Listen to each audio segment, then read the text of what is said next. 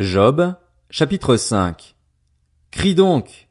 Mais y aura-t-il quelqu'un pour te répondre? Vers lequel des saints te tourneras-tu? C'est l'exaspération qui tue le fou, c'est la jalousie qui fait mourir l'ignorant.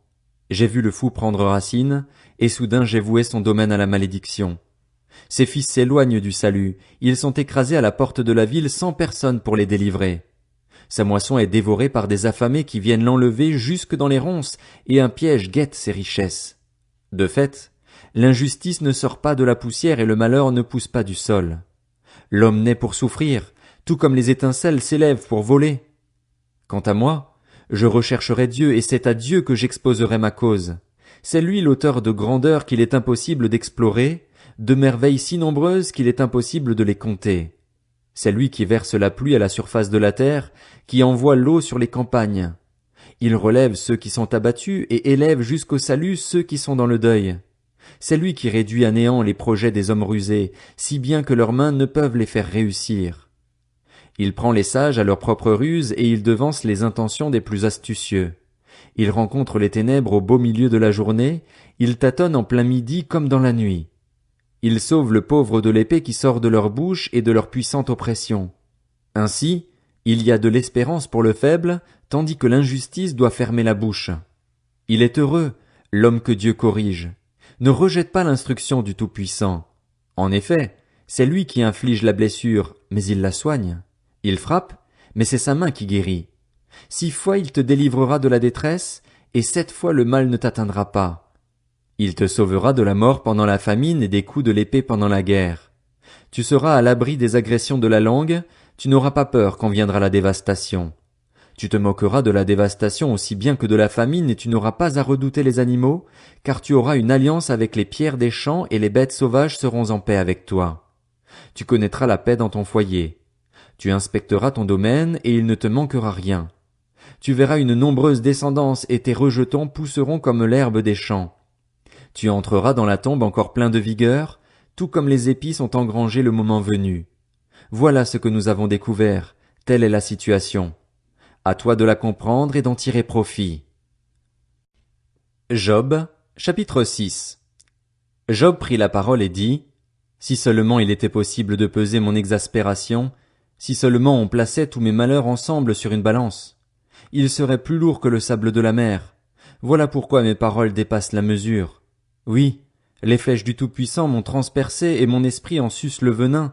Les terreurs de Dieu se rangent en ordre de bataille contre moi. L'âne sauvage se met-il à braire quand il est près de l'herbe? Le bœuf se met-il à mugir quand il est près de son fourrage? Mange-t-on ce qui est fade, sans sel? Y a-t-il de la saveur dans le blanc d'un œuf? Ce que je voudrais ne pas toucher, c'est justement ma nourriture, si dégoûtante soit-elle. Si seulement mon vœu pouvait se réaliser. Si seulement Dieu pouvait m'accorder ce que j'attends. Que Dieu consente donc à m'écraser, qu'il libère sa main et m'achève. Il me restera au moins une consolation, une joie, malgré la douleur dont il m'accable. C'est que jamais je n'ai négligé les paroles du Saint. Aurais-je encore la force d'espérer? Quelle sera ma fin pour que je veuille persister à vivre? Ma force serait-elle aussi résistante que la pierre? Mon corps serait-il en bronze? N'est-il pas vrai que je suis dépourvu de ressources, que le succès a été chassé loin de moi? Celui qui souffre a droit à la bienveillance de son ami, même s'il abandonne la crainte du Tout-Puissant. Mes frères m'ont trompé comme le fait un torrent, comme les cours d'eau qui disparaissent. La fonte des glaces assombrit leur eau, la neige s'y dissimule. Mais à la saison chaude, ils arrêtent de couler, sous l'effet de la chaleur, leur lit devient tout sec.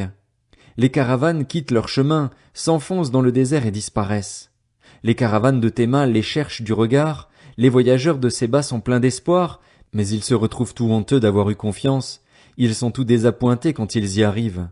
De fait, maintenant, vous n'êtes pas vraiment présent pour moi. Vous voyez mon angoisse et vous en êtes tout effrayé.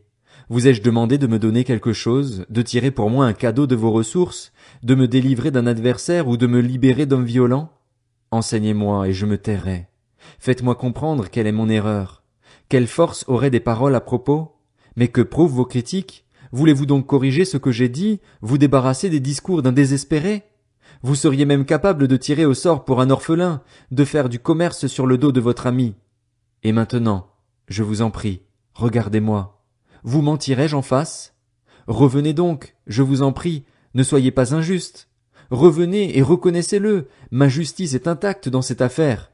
Y a-t-il de l'injustice sur ma langue et ma bouche ne discerne-t-elle pas le mal? Job, chapitre 7. Le sort de l'homme sur la terre n'est-il pas celui d'un soldat, et sa vie n'est-elle pas celle d'un ouvrier? L'esclave aspire à jouir de l'ombre et l'ouvrier attend son salaire. De même, j'ai hérité de mois de douleur, on m'a attribué des nuits de souffrance. Je me couche en disant, quand pourrai-je me lever? Le soir se prolonge et je suis rassasié d'insomnie jusqu'au lever du jour. Mon corps se couvre de verre et d'une croûte terreuse, ma peau s'est crevassée et se décompose. Plus rapide que la navette d'un tisserand, mes jours s'évanouissent, plus d'espérance. Mon Dieu, souviens-toi que ma vie est un simple souffle. Mes yeux ne reverront pas le bonheur.